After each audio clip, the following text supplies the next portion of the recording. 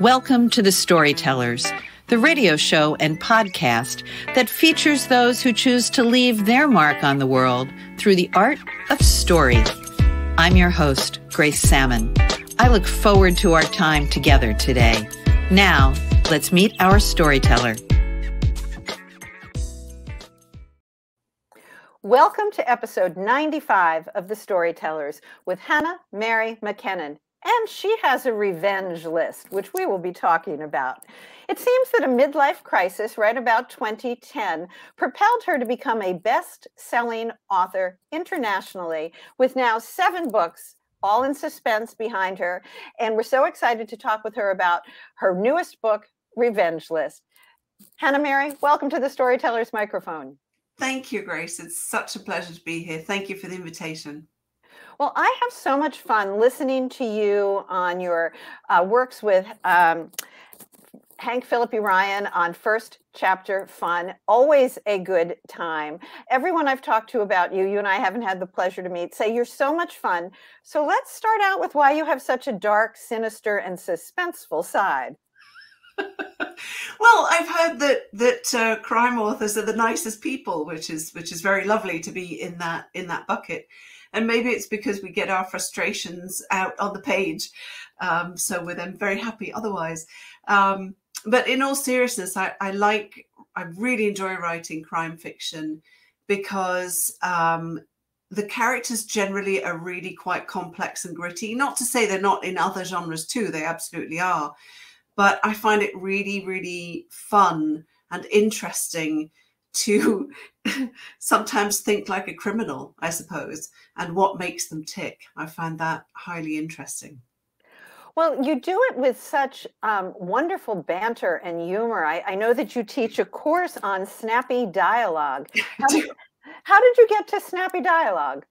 You know, I love dialogue. That's one of the things I really enjoy writing. And I know some authors shy away from it. They find it a little odd. You know, does it sound right? Does it sound stilted?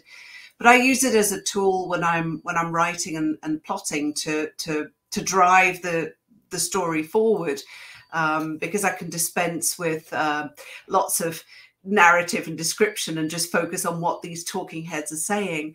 And I think it was really one of my favorite authors, David Nichols, who has written a number of books, very funny books, but also very poignant and touching. Us was one of his last ones. And his dialogue is masterful. He writes for film and TV as well. So I guess that's probably why. And it was reading his books where I thought, wow, this dialogue is just so entertaining. How does he do that? And it's been one of my favorite things to write ever since. You really do write wonderful dialogue. I was reading about some of your sinister characters, but was laughing all at the same time at your ability to do that. So you enjoy getting into that sinister, dark side. And I read a little bit about how you came to becoming an international bestseller. Let's talk about your little midlife crisis and your pathway through many rejections. Very important for us to know about this. Yes. So my writing career essentially was born from failure. We came to Canada. I started a company here and it crashed and burned most spectacularly. Within a year, it was dead and buried. And I needed to do something else. And I'd worked corporate in Switzerland before we came here, had a very long career in IT recruitment. But the idea of coming here was that I would do something else because I spent all of my time at the office, really. So it was my husband who asked me if I could do anything, what I would do. And I half-heartedly answered, right. And he said, well, why don't you do that then? Because it's that simple. But I did. And I think it was because of the failure, my business failure, that really, really drove me to not fail again, because it was a horrible experience and I didn't want that to happen again. So that's really what drove me to writing and to do everything I possibly could to make it a success. And I love that you continue, you've taken classes, you work with writing groups, you really focus on this as a career, some of us who came to novel writing, at least I've written multiple books, but my novel as my last, I don't know that I took seriously the craft of writing, and you very much do. I do. Funnily enough, just this morning, I signed up for a course through, or a webinar through Sisters in Crime with Holly that I'm going to join. And it's just, I find it incredibly interesting to learn what other authors do and how they do it. And one of the things that I remember one of my bosses saying to me during an appraisal, this is when I worked in IT recruitment, he said, you love being put into situations that you haven't been put in before. For example, opening a branch in Frankfurt. Didn't know how to do that, but I figured out how to do it. Doing the same thing in Holland, taking the company through due diligence when we were acquired. I didn't know how to do these things, but I knew people who knew and who could help me. And that's what I've been able to really copy paste into my author career. Unfortunately, I don't know how to kill people. But you do it often. But I do it often, fictional characters. So I speak to detectives, I speak to lawyers, and for the revenge list, I spoke to people who work in emergency services to find out how these things will transpire. And I love that part because I get to talk to people, but I also get to learn new stuff that I can then, squirrel away for a future book. And I just love that part. I find it fascinating. So tell us about the revenge list. It's novel number 7. It is. Here it is. Here's a copy. Novel number 7. These just in. So novel number 7, it's about an anger management group therapy exercise gone terribly, terribly wrong. So it's Frankie who ends up in anger management following an altercation with a client, and her boss, who's also her dad, sends her or strongly suggests that she takes some anger management therapy. So she goes along thinking this is a complete waste of time, and she's tasked with writing a forgiveness list. Starts off as a forgiveness list, a list of people who she feels have wronged her in the past and who she should work to forgive. Of course, Frankie doesn't want to forgive any of them because she hates them all. And there's reasons why they have ended up on her forgiveness list.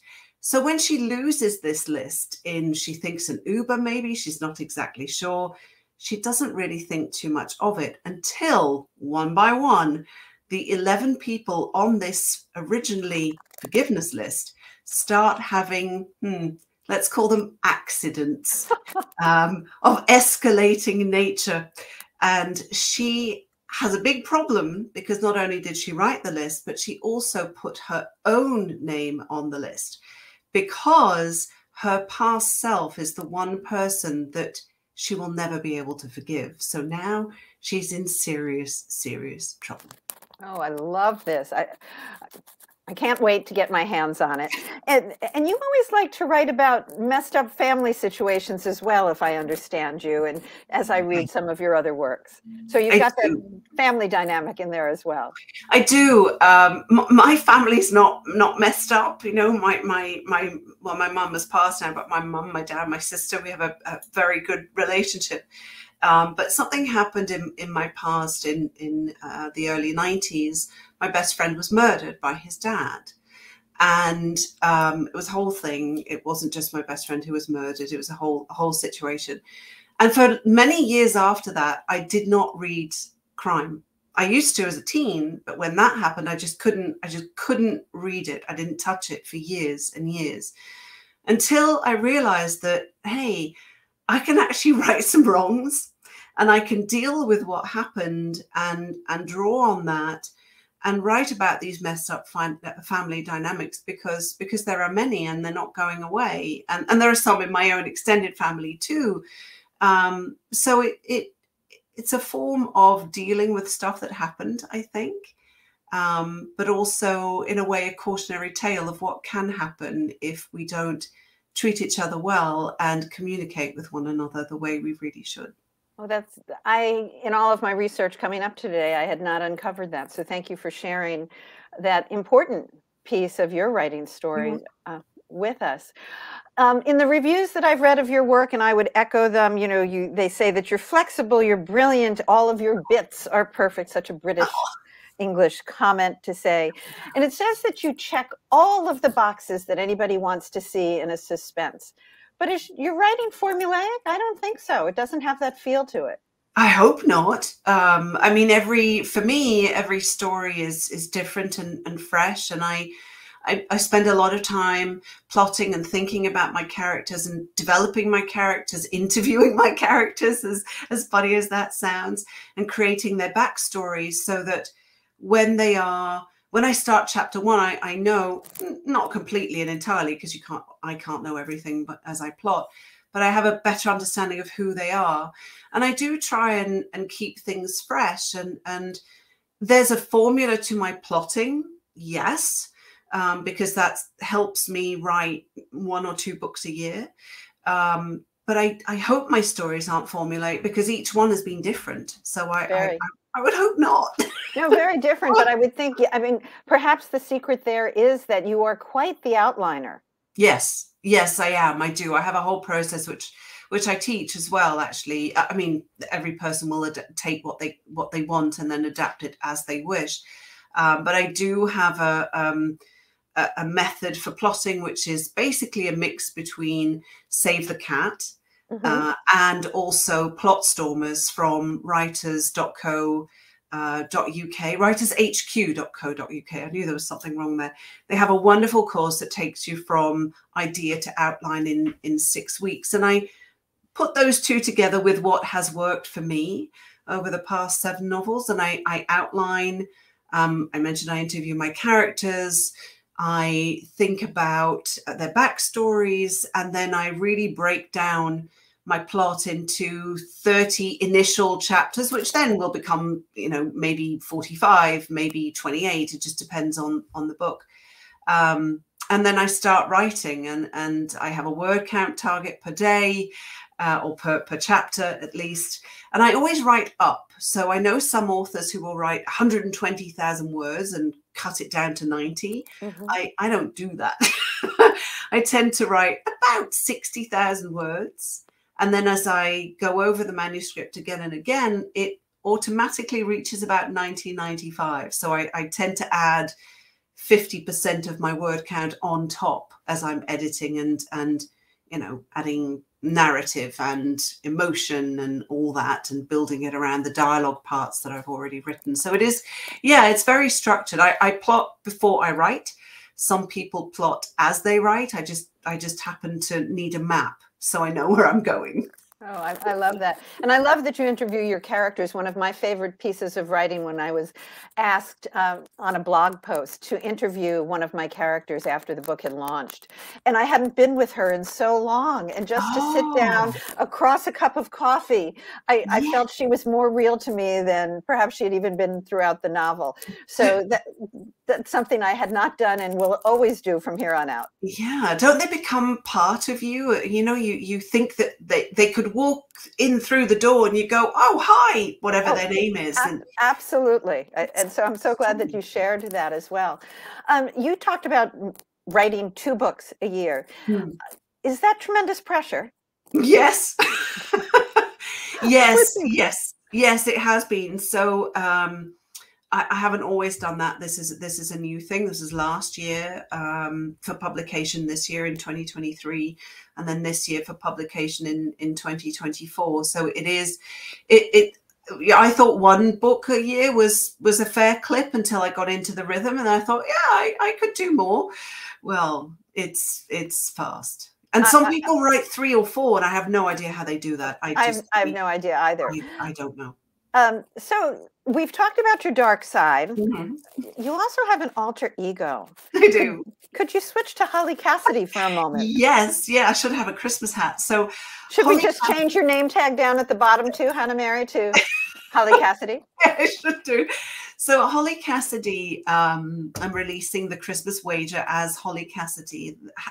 Oh my goodness. Holly Cassidy via Putnam and Penguin Random House Canada. That's on September 26th. So this is completely different. If you look at the cover for the Christmas Wager, it's cute. It's an illustration. It's light-hearted, and this is a holiday romantic comedy that takes place in the fictional town of Maple Falls in the Colorado mountains, and it features Bella, who's originally from Canada, where I live, who now lives in LA, and she's in real estate, and she's tasked with going to the small town of Maple Falls to acquire a failing Christmas store, the building in which there is a failing Christmas store called Always Noel, run by a gentleman called Clarence. Should be a slam dunk, should be easy, except hunky electrician Jesse steps in. My husband's an electrician, there's a fun fact. He steps in and he says, no, Bella, you're not buying this building at rock bottom price. And they enter into the Christmas Wager, because every year in Maple Falls, a very quaint and funny town, they have these annual Christmas games. But they're organized by the seniors club called the Meriatrics, who like to make things really rather twisty. So a baking challenge isn't just any baking challenge. A riding down, a sledding race isn't just any sledding race. You know, they always make things very difficult, twisty. And so Bella and Jesse enter into the holiday games on different teams, and the winner will be able to dictate the price at which the building that houses Always Noel will be sold. But they might get more than just the wager that they bargained for. Oh, this is going to be so much fun. And I love that you have the character Clarence, stolen from the other Christmas Story. Actually stolen from my father-in-law. His name is he goes by Gilbert, but his first name is Clarence. And my mother-in-law is called Jeanette, and I have a Clarence and a Jeanette in the book in honor of them. It's fun to put those little Easter eggs in our stories, isn't it? It really is.